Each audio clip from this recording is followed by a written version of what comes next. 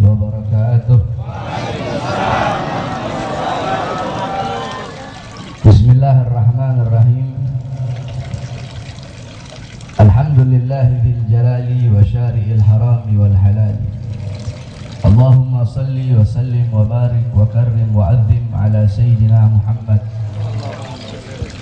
nuril adwar wa sirril asrar wa tiryakil akhyar wa miftah babil yasar sayyidina wa maulana Muhammadinil mukhtar wa alihil adhar wa ashabihil akhyar adada ni'amillahi wa ifdalih, amma ba'd. Yang saya cintai, yang saya muliakan, para alim ulama, para habaib, para kiai, para asatid, para tokoh masyarakat, khusus Al-Ustaz Salihin Jailani beserta para asatid yang lain, para habaib, para dzurriyyah Nabi Muhammad, yang dimana keberadaan beliau-beliau di tempat ini insyaallah membawa keberkahan bagi kita semua, beserta seluruh hadirin hadirat, bapak-bapak, ibu-ibu, pemuda-pemudi umat baginda Nabi besar Muhammad yang selalu dimuliakan oleh Allah Subhanahu wa taala. Alhamdulillah, segala puji dan syukur kehadirat Allah Subhanahu wa taala, yang dimana Allah Subhanahu wa taala mengumpulkan kita di majlis yang mulia ini, di majlis yang penuh dengan barakah ini, di majlis yang dimana duduknya kita di perkumpulan seperti ini menjadikan wajah-wajah kita wajah-wajah yang tidak pernah sepi dari cahaya Allah Subhanahu wa taala. Sebab wajah-wajah pecinta Sayyidina Muhammad, wajah-wajah perindu Sayyidina Muhammad, wajahnya tidak akan pernah sepi dari cahaya Allah. Walaupun dia jelek, dia tidak akan pernah sepi dari cahaya Allah. Tapi wajah golongan-golongan pembenci Sayyidina Muhammad, yang dimana kebencian itu dibungkus oleh mereka, golongan-golongan tersebut mereka tidak ada pancaran, wajahnya sepi dari cahaya Allah Subhanahu wa taala. Oleh karena itu beruntunglah saya dan beruntunglah kalian, karena pada malam hari ini Allah kumpulkan kita di majlis yang mulia ini, berkumpul bersama para ulama, berkumpul bersama orang-orang saleh, berkumpul para salihin, orang-orang saleh. Di dalam kitab Al-Mawahib Al-Quddusiyah, Syekh Ibrahim Baharwas dari Shibang menceritakan tentang keramat daripada Sayyidina Al-Faqihil Muqaddam Muhammad bin Ali Ba'dal. Kamu tahu Faqihil Muqaddam itu kakeknya para habaib, kakeknya Segaf, Al-Idrus, Al-Habsyi, Al-Attas, bin Syahab. Beliau Ustadzil Adam, beliau seorang guru besar, Syekhus Syuyuhus Syariah, gurunya para guru-guru syariat, Qudwatul Muhaqqiqin, pedoman para ahli hakikat, teladannya para ahli hakikat, Tajul Aimatil Arifin. Beliau adalah mahkota para ahli ma'rifat, Faqihil Muqaddam. Beliau dimakamkan di Zanbal, saudara-saudara. Zanbal itu pemakaman aulia, pemakaman wali yang ada di Hadramut. Di situ ada juga sahabat-sahabat Nabi yang meninggal di perang Badar. Para ahlul Badar ada beberapa yang dimakamkan di situ, di Zanbal. Nah, Faqihil Muqaddam dimakamkan di situ. Dulu itu siapa saja bisa dimakamkan di situ. Nah, dulu ada satu orang fasik, ada satu orang fajir. Ini orang fasik, fasad, fajir, rusak. Ini orang suka berbuat dosa semasa hidupnya. Ketika dia meninggal, dikubur di dekat makamnya Faqihil Muqaddam, dikubur di pemakaman Zanbal, pemakaman para aulia semua. Nah, namanya pemakaman para aulia itu semua para wali. Mereka nggak bakal disiksa oleh Munkar Nakir, mereka lepas dari azab kubur. Ini orang fasik, datang Munkar Nakir, disiksa ini orang. Ketika ini orang sedang disiksa dalam kubur, tiba-tiba Faqihil Muqaddam beliau bangun dari kuburnya, masuk dalam kubur itu orang. Apa kata Faqihil Muqaddam? Ya Munkar wa Nakir sir, hai Munkar Nakir, pergi kamu.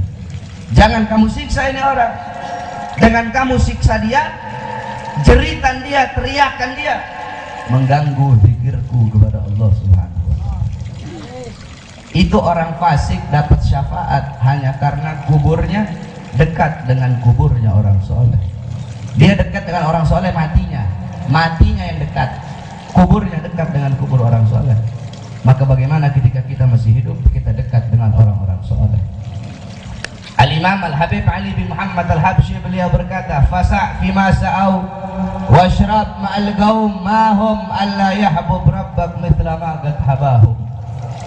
Kata Habib Ali, cintailah orang-orang soleh, ikuti jalannya orang-orang soleh, jadikan mereka sebagai teladanmu, jadikan mereka sebagai pedomanmu, ambil sesuatu dari mereka, jadikan kehidupan mereka itu iktibar, suatu pelajaran bagi kamu. Karena apa? Dengan kamu mencintai mereka, dengan kamu mengikuti mereka, bisa saja Allah mencintaimu sebagaimana Allah mencintai mereka. Bisa saja Allah menganugerahkan kepadamu sesuatu yang Allah anugerahkan kepada mereka. Mereka Allah kasih ilmu laduni, kamu mengikuti jejak mereka, mencintai mereka, bisa juga kamu Allah kasih ilmu laduni.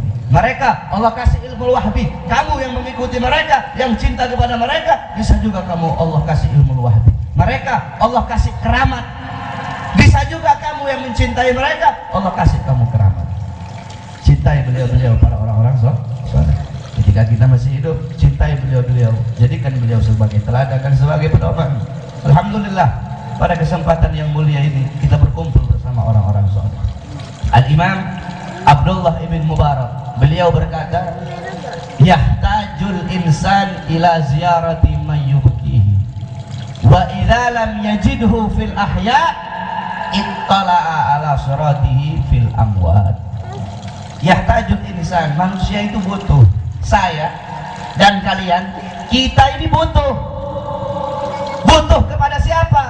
Butuh kepada satu sosok, butuh kepada satu orang manusia yang apa? Yang bisa membuat kita takut kepada Allah. Satu sosok yang bisa buat kita diingat sama Allah. Satu sosok yang bisa buat kita banyak menangis karena takut kepada Allah Subhanahu wa Ta'ala. Saya dan kamu butuh kepada satu sosok yang bisa membuat kita menangis takut kepada Allah. Wa idza lam yajidhu fil ahya, kalau kita tidak menemukan sosok yang bisa membuat kita menangis itu, tidak bisa kita temukan dari kalangan orang-orang yang masih hidup. Tidak ada ustaz, tidak ada kiai, tidak ada habaib yang bisa membuat kita ini jadi takut kepada Allah. Ittala'a ala suratihi fil amwat. Maka pelajarilah mereka, kisah hidup mereka, orang-orang soleh yang sudah meninggal dunia. Bagaimana khaufnya beliau-beliau, khasyahnya beliau-beliau, takutnya beliau kepada Allah Subhanahu wa Ta'ala. Bagaimana tangisan Imam Ali Zainal Abidin, bagaimana tangisan Imam Muhammad Al-Bagir. Beliau-beliau sudah meninggal ratusan tahun yang lalu. Akan tetapi kita orang yang masih hidup harus mengambil pelajaran dari mereka, orang-orang yang sudah meninggal. Sebab kenapa? Banyak golongan sekarang berkata, apa dalilnya haul itu? Mengapa kamu bikin-bikin haul? Mengapa kamu bikin-bikin maulid? Maulid, haul itu tidak ada dalilnya itu. Nabi tidak pernah tidak pernah mengajarkan itu bikin-bikin haul, mengenang orang yang sudah mati. Kenapa kamu kenang-kenang orang yang sudah mati? Saudara-saudara, kadang kita bisa mengambil manfaat dari orang yang sudah mati daripada orang yang masih hidup. Kamu ziarah ke Habib Hussein luar Batang, sama kamu pergi ke presiden yang masih hidup, manfaatnya jutaan kali lebih banyak kamu pergi ke orang yang sudah meninggal. Waliyullah. Yahtajul insan ila ziyarati mayyubki wa idza lam yajidhu fil ahya ittala ala siratihi fil amwat. Kita duduk di sini berkumpul bersama orang-orang saleh, cintai beliau-beliau. Al-Imam Ghazali berkata, mahbubal mahbub mahbubun wa muhibbal mahbub mahbubun. Orang-orang yang dicintai oleh orang-orang yang dicintai oleh Allah, maka orang itu pun akan dicintai oleh Allah Subhanahu wa Ta'ala. Seumpama ada satu Habib fulan, ini Habib ini dicintai oleh Allah, kamu tidak dicintai, tapi ini Habib cinta sama kamu. Nah, kalau kamu dicintai sama ini Habib, sama ini kiai, sama ini ustadz, mereka dicintai oleh Allah, maka kamu pun akan turut dicintai oleh Allah Subhanahu wa Ta'ala. Wa mahbubal mahbub wa muhibbal mahbub mahbubun.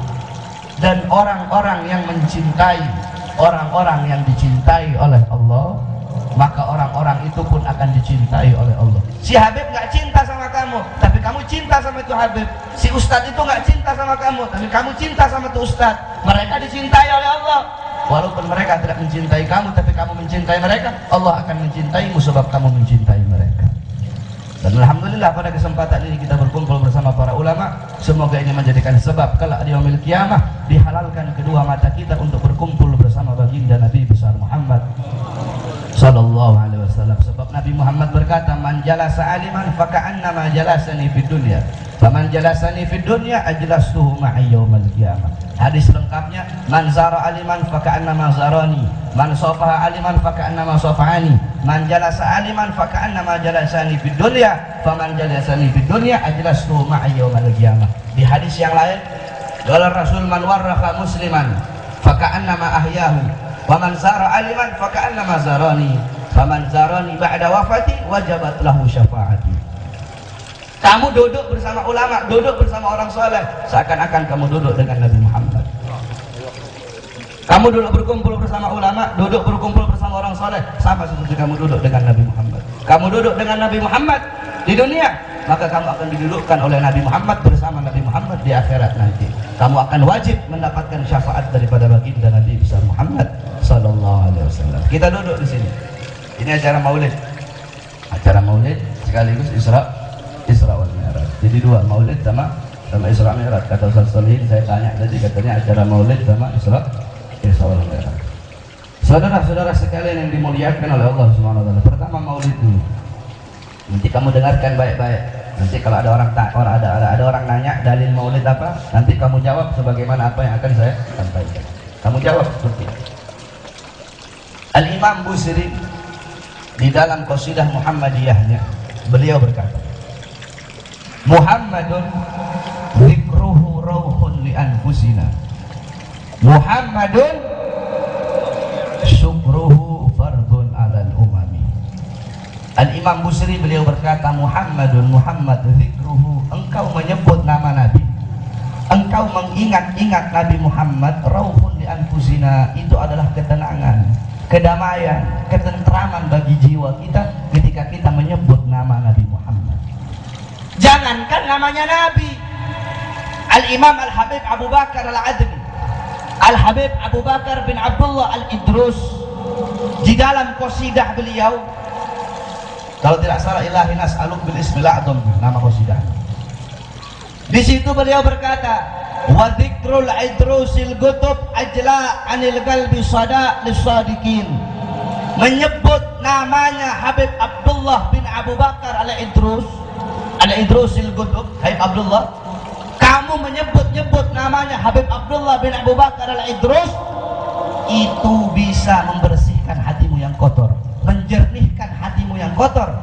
Jikalau engkau menyebut nama Habib Abdullah bin Abu Bakar Al-Idrus, kamu menyebut nama Habib Abdullah bisa membersihkan hati yang kotor, maka bagaimana kalau kamu menyebut nama baginda Nabi besar Muhammad? Sufyan ibn Uyainah beliau berkata, inda dzikrus salihin tanzilur rahmat, ketika disebutkan namanya orang-orang soleh turun rahmat.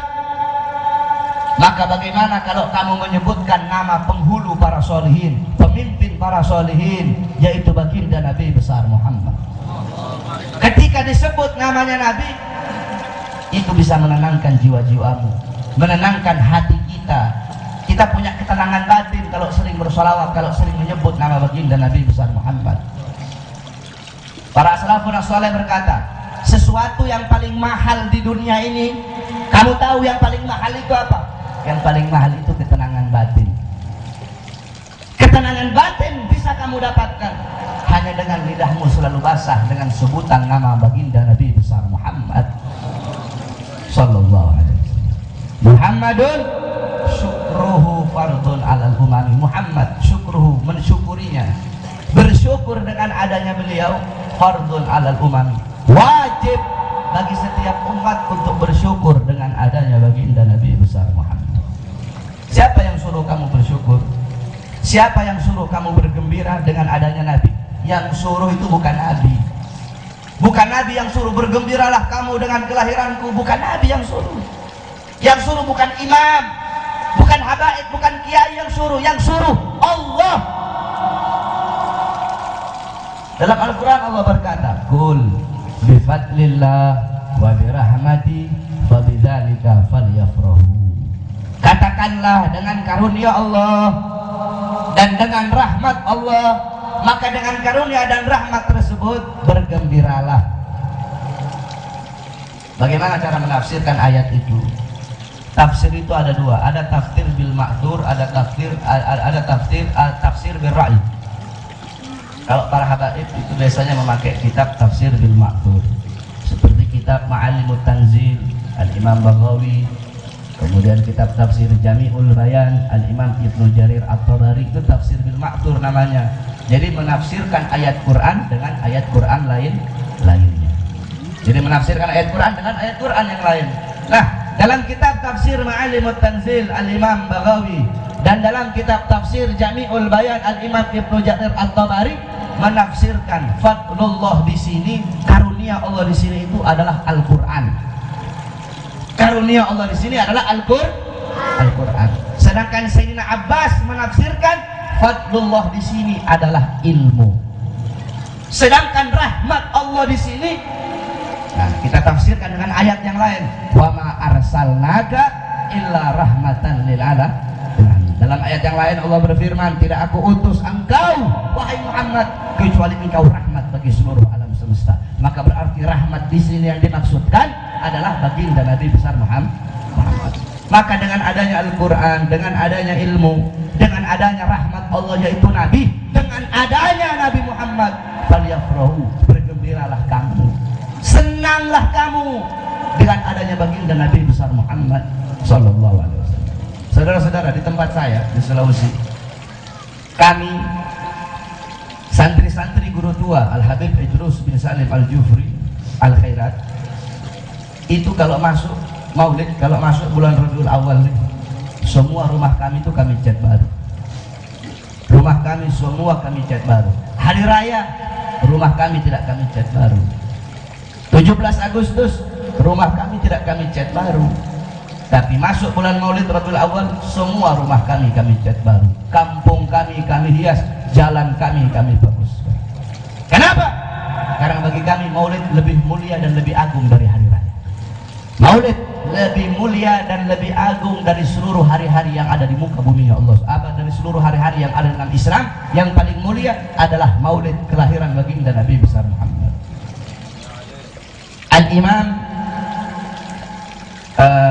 Al-Imam Ibnu Qayyim Al-Jauziyah, bukan, Al-Imam Kastalani. Al-Imam Kastalani, beliau pernah ditanya, ya Imam, mana yang lebih mulia? Maulid kelahirannya Nabi, hari lahirnya Nabi, atau Lailatul Qadar, malam kelahiran Nabi, atau malam Lailatul Qadar yang lebih mulia? Apa kata Imam Kastalani? Jelas malam kelahiran Nabi yang lebih mulia. Kenapa? Malam Lailatul Qadar itu malam turunnya para malaikat, malam turunnya Jibril, tanazzalul malaikatu warruh. Dalam tafsir warruh di situ adalah Jibril. Akan tetapi Maulid adalah kelahiran baginda Nabi besar Muhammad. Lebih mulia mana? Turunnya Jibril, turunnya malaikat, atau turunnya Nabi Muhammad, keluarnya Nabi Muhammad? Maka pasti keluarnya Nabi Muhammad lebih mulia. Kemudian Lailatul Qadar itu adalah anugerah rahmat Allah bagi umat Nabi Muhammad saja, tidak bagi umat yang lain. Akan tetapi Maulid itu rahmat Allah bagi seluruh alam semesta, maka sudah tentu Maulid lebih mulia daripada Lailatul Qadar. Begitu juga yang dijelaskan dalam kitab Hawashi Syarwani. Kamu ingat-ingat ini semua dalam kitab Hawashi Syarwani ala Tuhfal Muhtaj.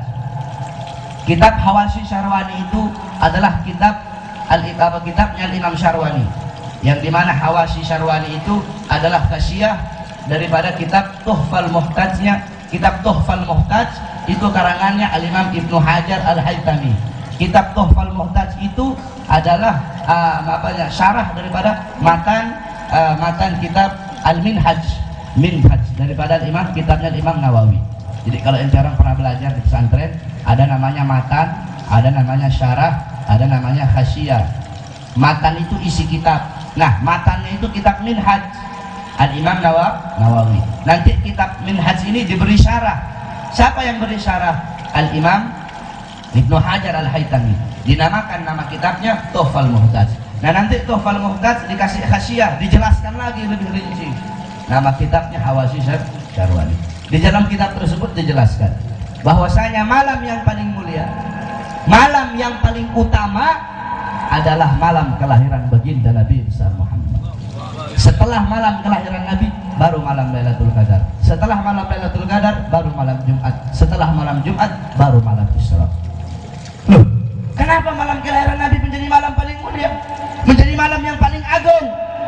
As-Sayyid Muhammad bin Alwi Al-Maliki pernah menukil daripada perkataan Al-Imam Haramain As-Sayyid Muhammad Al-Qutbi. As-Sayyid Muhammad Al-Qutbi berkata, ya Lailatul Itsnin, maka safahat, wahai malam Senin, apa yang telah menyapamu? Kau begitu mulia, kau begitu agung.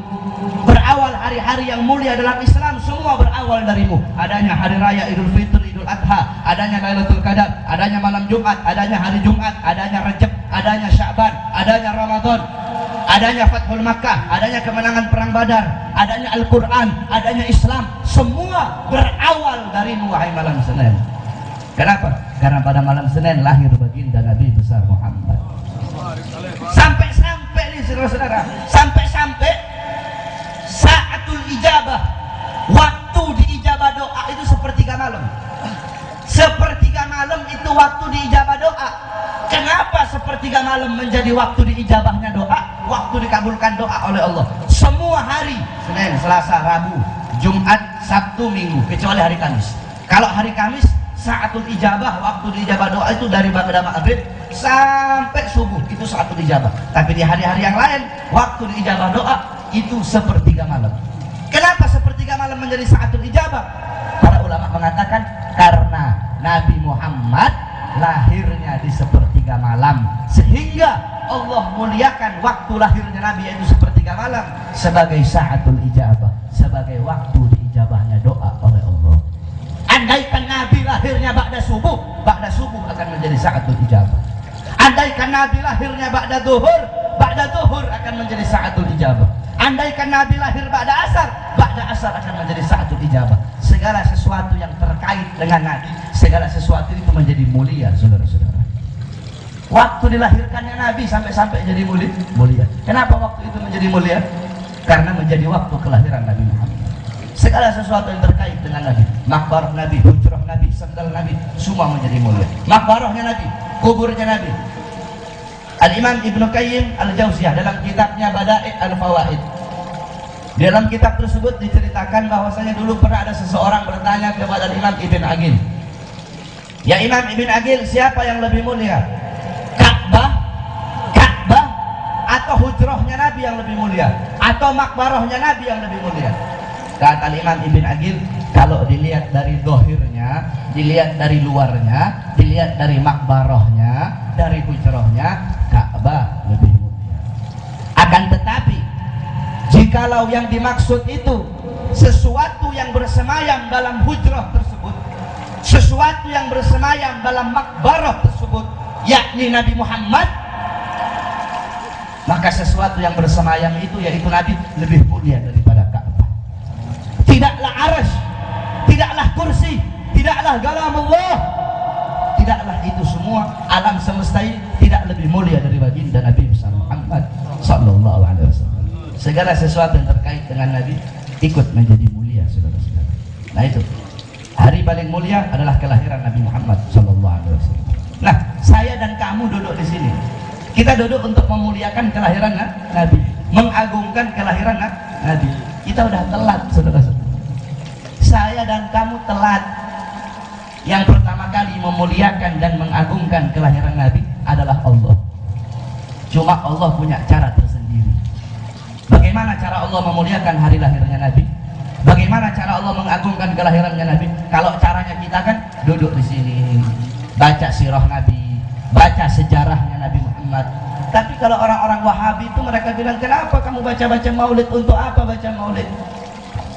Kamu jawab, dalam kitab Bughyatul Mustarsyidin ada satu hadis yang dimana qala Rasul berkata, Nabi Muhammad, man warraha mu'mina faka'annama ahyahu, faman qara'a tarikhahu faka'annama zarahu faqad istaujaba ridwanallah fi huzuril jannah. Berkata Nabi, siapa orang yang membuat sejarah hidupnya orang yang beriman, maka seakan-akan dia telah menghidupkan orang tersebut.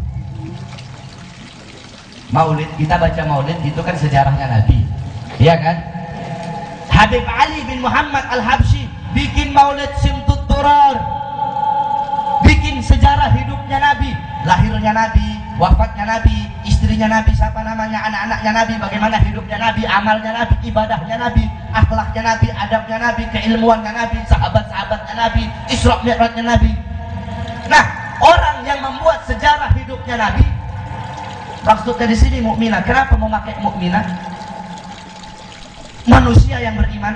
Siapa manusia yang lebih beriman dari Nabi? Ada nggak manusia yang lebih beriman kepada Allah dari Nabi Muhammad? Ada nggak? Tidak ada manusia yang lebih beriman selain Nabi Muhammad SAW. Maka Habib Ali bin Muhammad Habsyi bikin sejarah hidupnya Nabi, seakan-akan beliau telah menghidupkan Nabi. Syekh Abdurrahman Ad-Dibai bikin sejarah hidupnya Nabi, seakan-akan beliau telah menghidupkan Nabi Muhammad. Syekh Ja'far Al-Barzanji bikin sejarah hidupnya Nabi, seakan-akan beliau telah menghidupkan Nabi Muhammad SAW. Al-Habib Ahmad bin Umar bin Smith bikin sejarah hidupnya Al-Imam Habib Abdullah bin Alwi Al-Haddad, maka seakan-akan beliau telah menghidupkan Habib Abdullah bin Alwi Al-Haddad. Syekh Ali Baras membuat sejarah hidupnya Habib Umar bin Abdurrahman Al-Attas, maka seakan-akan Syekh Ali Baras telah menghidupkan Habib Umar bin Abdurrahman Al-Attas. Kamu bikin sejarahnya Habib ini, Kiai ini, maka seakan-akan kamu telah menghidupkan mereka. Faman qara'a tarikhahu faka'annama zarahu. Dan barang siapa yang membaca sejarah hidupnya, maka seakan-akan telah berziarah kepadanya. Kamu belum pernah pergi ke Madinah, kamu belum pernah pergi ziarah ke makamnya Nabi Muhammad, tetapi kamu membaca maulid Nabi, sejarah Nabi, seakan-akan kamu telah berziarah ke makamnya Nabi Muhammad sallallahu alaihi wasallam. Maka Allah akan menganugerahimu dengan memasukkan engkau dalam surganya Allah Subhanahu wa taala. Itu pentingnya sejarah, membaca sejarah Nabi Muhammad, maulid Nabi Muhammad sallallahu alaihi wasallam. Nah, kita telat. Yang pertama kali memuliakan dan mengagungkan kelahiran Nabi adalah Allah. Kalau kita caranya kan baca sejarah Nabi, dengarkan ilmu, nasihat-nasihat dari ulama, bersedekah, itu cara kita merayakan kelahiran Nabi. Allah punya cara tersendiri. Bagaimana caranya Allah? Di dalam kitab Tarikh Al-Imam Ibnu Jarir At-Tabari, kemudian juga di dalam kitab Tarikh Ibn Katsir, dalam kitab Tarikh Ibn Katsir juga dijelaskan bahwasanya, saudara-saudara, Nabi Muhammad lahir. Nabi Muhammad, Nabi Muhammad lahir kapan? Lahirnya Nabi? Lahirnya Nabi kapan? Lahirnya Nabi 12 Rabiul Awal. Itu kesepakatan para ulama tarikh bersepakat yang paling banyak itu 12 Rabiul Awal. Ada ulama lain yang mengatakan tanggal yang lain, tapi yang paling banyak 12 Rabiul Awal. Pada hari Senin, pada tahun Gajah, Amal Fi. Kenapa dinamakan tahun kelahiran Nabi itu tahun gajah? Lianna Malikal Habasyah, karena Raja Habasyah mengutus tentara-tentara gajah, mengutus tentara-tentara Jaishan, tentara, wa kana fihi filun adib, dan mereka menaiki gajah yang sangat besar. Untuk apa? Lihat mil Ka'bah. Mereka datang ke Mekah untuk menghancurkan Ka'bah, untuk merusak Ka'bah. Tapi Allah punya cara tersendiri. Burung ababil dari neraka sijil. Satu ekor burung bawa 3 buah batu. Satu batu ditaruh di mulut, 2 batu ditaruh di kakinya. Dengan izin Allah, dengan perintah Allah, ini burung lemparkan itu batu di atas kepala tentara gajah. Ketika itu batu jatuh di atas kepala, tembus sampai ke kaki. Allah hancurkan tentara gajah pada tahun kelahiran Nabi. Untuk apa? Kenapa Allah hancurkan? Ikraman, untuk memuliakan kelahiran baginda Nabi besar Muhammad. Begitu cara Allah memuliakan kelahiran Nabi. Ketika Nabi Muhammad lahir, api Majusi, api yang selama ribuan tahun tidak pernah padam, api Majusi menjadi padam ketika lahirnya Nabi. Kenapa api Majusi menjadi padam? Ribuan tahun api itu tidak pernah padam. Ketika Nabi Muhammad lahir, api itu menjadi padam, saudara-saudara. Kenapa api itu menjadi padam? Siapa yang padamkan? Allah. Kenapa Allah padamkan api Majusi di hari lahirnya Nabi? Padahal bagi Allah tidak mustahil. Kalau Allah mau padamkan lahir bisa Allah padamkan. Tapi kenapa Allah padamkan di hari lahirnya Nabi?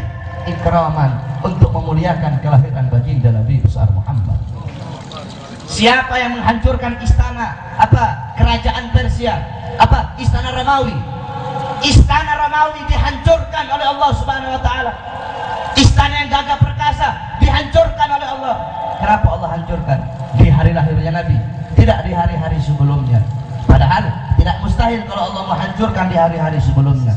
Kenapa di hari lahirnya Nabi? Ikraman, untuk memuliakan dan mengagungkan kelahiran baginda Nabi besar Muhammad. Begitu cara Allah memuliakan dan mengagungkan kelahiran Nabi Muhammad. Allah memuliakan hari lahirnya Nabi, Allah mengagungkan hari lahirnya Nabi Muhammad. Allah saja memuliakan, Allah saja mengagungkan. Kita siapa? Kita siapa kok tidak mau memuliakan dan mengagungkan kelahiran Nabi Muhammad? Oleh karena itu tidak usah kamu dengar omongan-omongan orang-orang yang berkata, untuk apa kamu merayakan lahirnya Nabi? Kalau kata Abu Ya Maliki, orang yang berakal tidak pantas bertanya, untuk apa kamu merayakan kelahiran Nabi, merayakan maulid? Itu orang yang bertanya seperti itu seakan-akan dia bertanya, untuk apa kamu bergembira dengan lahirnya Nabi? Seluruh makhluk alam semesta bergembira dengan lahirnya Nabi, illa iblis, kecuali iblis. Yang tidak bergembira dengan lahirnya Nabi cuma iblis. Ketika Nabi Muhammad lahir, iblis teriak, iblis menangis sekencang-kencangnya. Maka kalau ada orang atau golongan atau satu kelompok atau siapapun yang tidak gembira dengan lahirnya Nabi, maka itu orang adalah iblis. Itu binatang, lebih binatang daripada binatang itu orang. Kenapa? Binatang saja bergembira dengan lahirnya Nabi, yang tidak bergembira cuma iblis.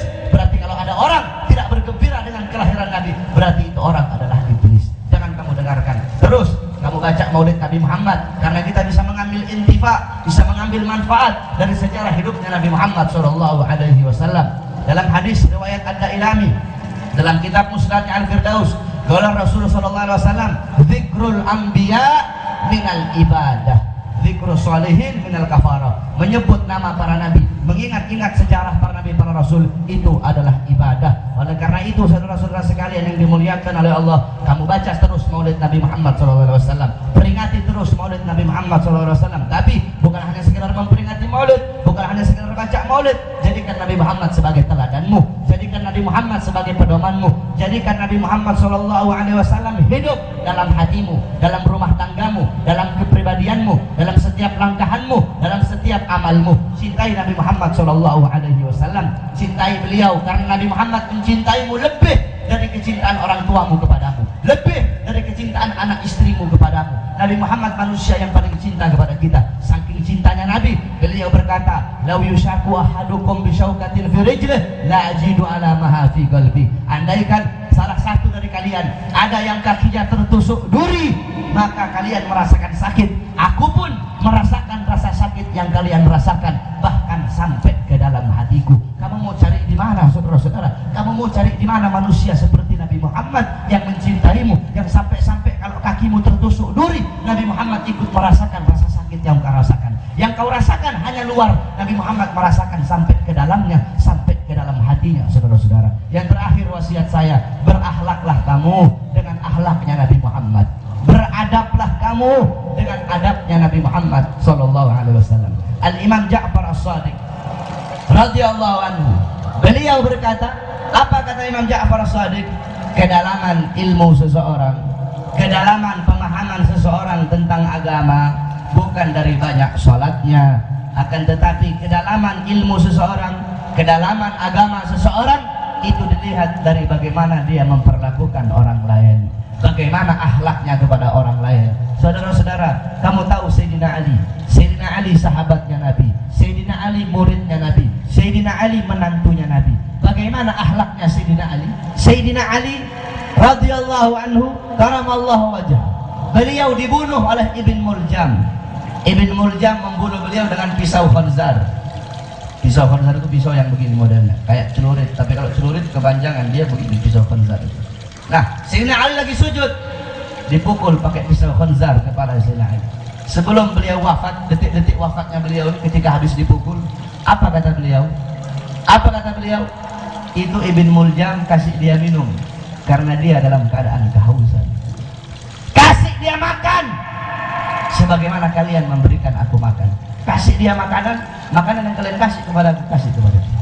Beri dia perlindungan sebagaimana kalian memberikan perlindungan. Kamu mau cari manusia di mana kayak Sayyidina Ali?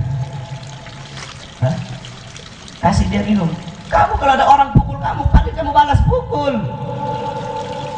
Sayyidina Ali dipotong kepalanya, dibacok kepala beliau. Apa kata beliau? Kasih minum itu orang, karena dia dalam keadaan haus. Aku lihat tadi dari matanya, dia tuh dalam keadaan haus, kasih dia minum. Kasih dia makan sebagaimana kalian kasih aku makan. Kasih dia perlindungan sebagaimana kalian kasih aku perlindungan. Itu akhlak Sayyidina Ali. Akhlaknya siapa itu? Kata Sayyidina Ali, ta'addabtu bi'adabin Nabi. Aku berakhlak, aku beradab dengan akhlak dan adabnya Nabi Muhammad. Nabi Muhammad berkata, "Adabani Rabbi fa ahsana ta'dibi." Allah yang mendidikku, Allah yang mengajariku, sehingga sebaik-baik akhlak, sebaik-baik pendidikan, sebaik-baik budi pekerti adalah budi pekerti ibu. Makanya kalian berakhlak. Al-Imam Mugaddam Tsani Habib Rahman Segaf beliau berkata, "Lau kana fil ilm min dunit tuqa syarafun la kana asyrafu khalqillahi iblis." Muridnya berkata, "Ya Imam, ma huwa tuqa?" "Akhlak wal adab wal amal huwa tuqa." Kata Sayyidina Faqih Mugaddam, jikalau kamu modal ilmu saja, kamu nih coba mau modal ilmu, cuma dengan ilmu saja kamu bisa jadi mulia, tanpa amal, tanpa akhlak, tanpa adab, tanpa budi pekerti, kamu bisa jadi mulia. Cuma mau modal akhlak, cuma mau modal ilmu saja, berarti iblis adalah makhluk paling mulia. Kalau seseorang bisa menjadi mulia hanya dengan ilmu saja, berarti iblis makhluk paling mulia. Iblis makhluk paling mulia. Sealim-alimnya kita lebih alim iblis, saudara-saudara. Kenapa iblis dikutuk? Kenapa iblis dilaknat? Padahal dulu iblis itu di 7 pintu langit tercatat namanya. Zahid, alim, azazin. Tercatat harum nama iblis di setiap pintu-pintu. Ibadahnya malaikat, tidak ada apa-apa sama iblis. Kenapa iblis dikutuk? Kenapa iblis dilaknat? Kenapa? Karena iblis tidak punya akhlak dan tidak punya adab di hadapan Allah Subhanahu wa ta'ala. Oleh karena itu, bukan tidak cukup hanya dengan ilmu, tapi beradablah kamu, berakhlaklah kamu sebagaimana Nabi Muhammad SAW berakhlak dan beradab. Yang tua, kamu yang tua, kamu cintai yang muda. Jangan kamu yang tua sok-sokan, "Oh, saya ini lebih tua." Kamu siapa? Anak mau kencur kamu kencing belum lurus. Oh, masih muda sok-sokan bikin maulid, masih muda sok-sokan bikin majelis-majelis. Apa kamu? Kalau ada orang tua kayak begitu, orang tua goblok. Itu orang tua sama kayak iblis itu. Iblis hanya memandang Adam itu dari zahir. Iblis hanya memandang Adam dari zahiriyahnya saja. Makanya dikatakan dalam kitab Mukasyafatul Qulub, dosa yang berasal dari maksiat, maksiat yang berasal dari nafsu bisa diharapkan ampunan. Kenapa? Karena Adam alaihissalam, maksiat dosa beliau berasal dari yang dilakukan berasal dari nafsu. Nabi maksum berasal dari nafsu. Sedangkan maksiat iblis berasal dari sombong. Maka maksiat yang berasal dari sombong tidak bisa diharapkan ampunannya. Ini banyak kita orang-orang tua sekarang ini, anak muda mau maju bukannya kita dukung, malah kita iri, malah kita hina anak-anak muda mau maju. Anak-anak muda mau maju dalam urusan agama, malah kita nggak dukung. Kita merasa sebagai orang tua nih, "Oh, saya ini tersaingi, saya jangan mendahului saya kamu." Ini orang tua kayak iblis. Iblis memandang Adam dari zahir. Ya Allah, siapa saya, siapa Adam? Adam kamu ciptakan dari tanah, saya dari api. Kok saya mau sujud sama Adam? Enak aja. Adam anak kemarin sore, kok saya disuruh sujud sama Adam, disuruh hormat sama Adam? Adam anak kemarin sore, Adam ini. Saya udah lama, orang lama saya, ya Allah. Iblis begitu. Banyak orang tua di sini ada kayak begitu, orang tua kayak begitu. Ada tuh kayak begitu tuh. Kalau anak muda mau maju nggak dukung mereka, merasa tersaingnya, itu iblis. Iblis itu kalau ada kayak begitu. Kamu sebagai orang tua kalau lihat anak-anak muda maju dalam urusan agama, cinta sama Nabi, kamu bangga, kamu dukung mereka, kasih hartamu, dukunganmu, motivasimu untuk mereka. Bukan malah menjatuhkan semangat mereka, bukan malah menjadi penghalang antara mereka dengan Allah, menjadi penghalang antara mereka dengan Nabi. Orang tua kok takut tersaingi? Kayak iblis memandang Adam dari lumpur. Apa memandang Adam? Iblis, kamu tahu iblis? Iblis itu cuma memandang Adam. Apa kata Jalaluddin Ar-Rumi? Dalam syairnya Jalaluddin Ar-Rumi itu dikatakan, janganlah kamu menjadi seperti iblis. Iblis hanya memandang Adam dari dohiriyah, dari luarnya saja, tercipta dari tanah dan lumpur. Iblis tidak tahu bahwasanya hakikat tanah dan lumpur itu, dari tanah dan lumpur itu tercipta beribu-ribu taman yang indah. Itu kata Jalaluddin Ar-Rumi. Kamu lihat orang cuma dari umurnya, alahnya anak muda ini ya, kencing belum lurus ini. Kamu sama kayak iblis kamu. Nah begitu juga anak-anak mudanya. Anak-anak muda, kamu tidak hormat sama yang tua, kamu juga iblis. Kamu masih muda tidak hormat sama yang tua, kamu juga sama iblis. Jadi orang tua tidak dukung anak muda, orang tua tidak cinta sama yang muda tidak hormat sama yang tua. Dua-duanya iblis. Dua-duanya iblis. Jadikan kampungmu kampung Nabi Muhammad SAW. Yang tua melihat anak-anak muda maju untuk Nabi Muhammad SAW, kamu dukung mereka. Begitu juga yang muda kamu hormati yang tua, berakhlak, beradab kepada orang-orang yang tua, sebagaimana baginda Nabi besar Muhammad SAW. Semoga ini kampung jadi kampung yang berkah, ini kampung menjadi kampung yang makmur, ini kampung menjadi kampung yang dimana ahli wilayahnya, ahli qaryahnya, orang-orang yang ada dalamnya menjadi orang-orang yang mulia dan dimuliakan oleh Allah, menjadi orang-orang yang beriman, menjadi orang-orang yang baik, menjadi orang-orang yang soleh, menjadi orang-orang yang cinta kepada Nabi Muhammad SAW, orang-orang yang cinta kepada keluarga Nabi Muhammad SAW. Yang terakhir, wasiat saya meneruskan apa yang tadi dikatakan oleh Ustaz Soleh Jaladi. Di daerah Tambun, daerah Bekasi ini banyak para habaib. Cintai beliau-beliau, cintai para zuriyah Nabi. Satu kampung, satu kota. Jikalau di situ ada cucunya Rasulullah SAW, itu kampung, itu kota bakal makmur. Itu kota, itu kampung bakal barokah. Kenapa? Karena banyak para malaikat yang turun untuk membantu mereka. Dulu Rasulullah SAW pernah menyuruh Abu Zar Al-Ghifari, wahai Abu Zar Al-Ghifari, kamu pergi ke rumah Ali, panggil Ali. Pergi Abu Zar Al-Ghifari ke rumahnya Imam Ali. Ketika pergi ke rumahnya Imam Ali, Abu Zar Al-Ghifari kaget. Kenapa? Abu Zar Al-Ghifari melihat ada mesin penggiling gandumnya Imam Ali. Gilingan gandum tuh, tahu kan? Giling gandum. Nah, gilingan gandum itu lagi jalan sendiri, saudara-saudara. Lagi ngaduk gandum sendiri, lagi giling gandum sendiri. Nggak ada orang. Sayyidina Ali nggak ada, Sayyidina Fatimah nggak ada. Tapi gilingan gandumnya itu, mesin penggiling gandum lagi jalan sendiri.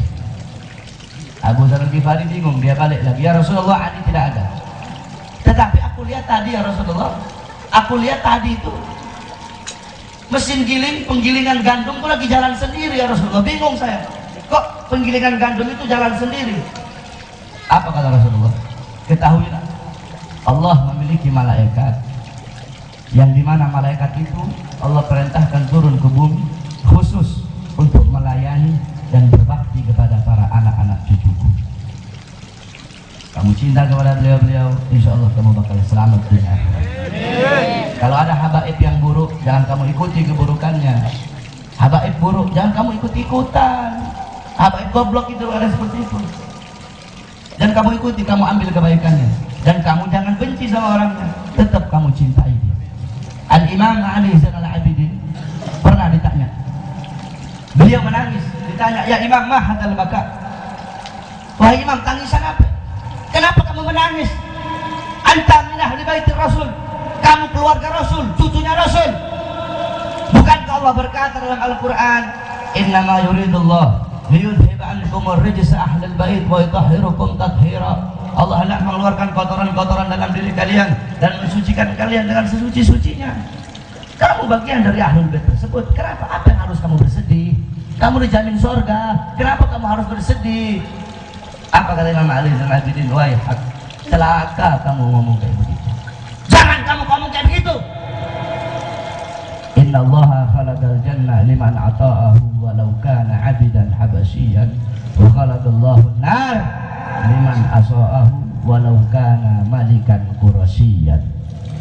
Allah menciptakan surga untuk hamba-hamba yang taat, sekalipun hamba-hamba yang taat itu golongan dari budak-budak Habasyah. Dan Allah menciptakan neraka bagi hamba-hamba yang bermaksiat, bagi hamba-hamba yang tidak taat, sekalipun dari golongan pembesar-pembesar Quraisy. Oh, saya ini habib, nggak usah sholat saya. maksiat aja Habib saya. Tak ada kayak begitu. Habib goblok itu ada kayak begitu. Para habaib Dzurriyyah Rasul orang-orang yang mulia. Maka hendaknya para habaib harus lebih daripada orang-orang biasa, harus lebih soleh, lebih alim daripada orang-orang biasa. Al-Habib Ali bin Muhammad Al-Habsyi berkata, Alawi alladzi lam yasluk tariqa abaihi ma huwa alawi. Habaib yang tidak mengikuti jalan leluhurnya, tidak mengikuti jalan datuk-datuknya, mabuk, judi, zina, curi, maksiat, nipu, tidak mengikuti jalan datuk-datuknya, ma huwa alawi. Mereka bukanlah habaib. Kata Habib Ali bin Muhammad Al-Habsyi. Oleh karena itu, yang buruk dari habaib jangan kamu ambil yang baik. Tapi tetap wajib kamu cintai mereka. Kamu benci kepada mereka, kualat kamu. Kamu benci sama mereka, gak bakal berjumpa kamu dengan Nabi Muhammad SAW. Ahli baiti kasafinatin Nuh, keluargaku, anak cucuku bagaikan perahu Nabi Nuh. Sebagaimana tadi yang dikatakan, yang disampaikan oleh Ustaz Solihin. Ahli baiti kasafinatin Nuh, keluargaku tuh bagaikan perahunya Nabi Allah Nuh. Siapa yang naik selamat, yang tidak naik maka tidak akan selamat. An-nujum amanu li ahli sama wa ahli baiti amanu li ahli al-ard. Bintang pengaman bagi penduduk langit. Keluarga aku, anak cucuku adalah pengaman bagi penduduk bumi. Insyaallah dengan sebab kecintaan kita kepada beliau-beliau, semoga Allah kumpulkan kita bersama datuk beliau, baginda Nabi besar Muhammad sallallahu alaihi wasallam. Bismillahirrahmanirrahim. Allahumma nas'aluka khairal asala wa khairal du'a wa khairan najah wa khairal amal wa khairal hayat wa khairal mamat wa khairal fitnah wa thaqil mawadan wa haqqil iman anta maulana fa nusrana al-kamil kafirin ya rabbana syarifna wa karimna bi ra'yati sayyidina al-mustafa. Allahumma barik lana fi Rajab wa Sya'ban wa balighna Ramadan. Allahumma barik lana fi Rajab wa Sya'ban wa balighna Ramadan. Allahumma barik lana fi Rajab wa Sya'ban wa balighna Ramadan. Wa sallallahu alaihi wasallam Muhammad wa alihi washabbihi walhamdulillahi rabbil alamin. Alhamdulillah minkum. Wassalamualaikum warahmatullahi wabarakatuh.